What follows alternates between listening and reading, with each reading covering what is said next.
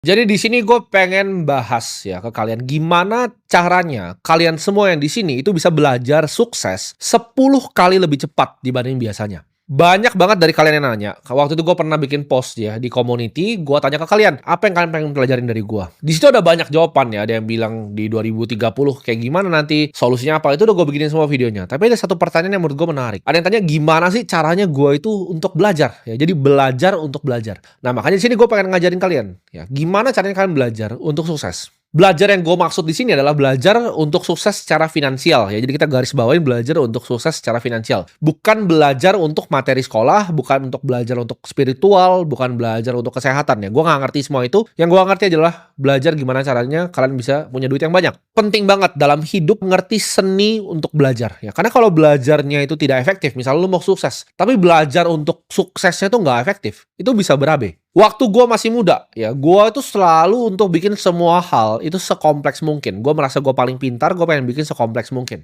Contoh ya, dalam segi investasi aja. Kalau lu tahu gue sekarang, cara ngitung portfolio gue sekarang, itu jauh lebih sederhana dibanding cara gue dulu, zaman dulu awal-awal mulai ngitung.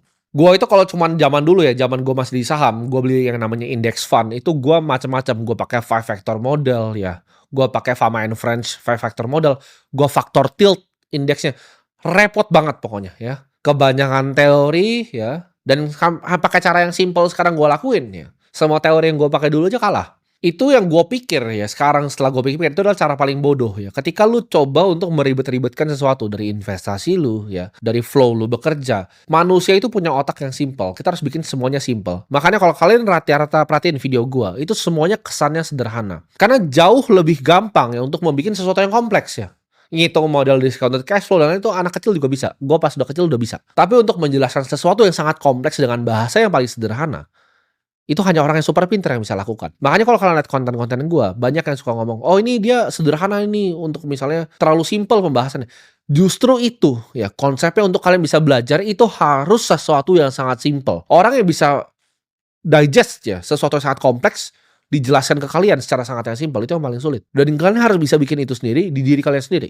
Makin kompleks ya lu bikin sesuatu, makin kemungkinan kecil lu bisa eksekusinya dengan sempurna. Kalau lu mau belajar sesuatu, ini gue kasih tahu lo ya kuncinya. Kompleksitas itu adalah musuh dari eksekusi. Coba semua hal di dunia itu lu frame sebagai 1, 2, 3, simple aja. Hari ini gue harus ngapain? Apa yang gue mau kerjakan? Dan targetnya apa?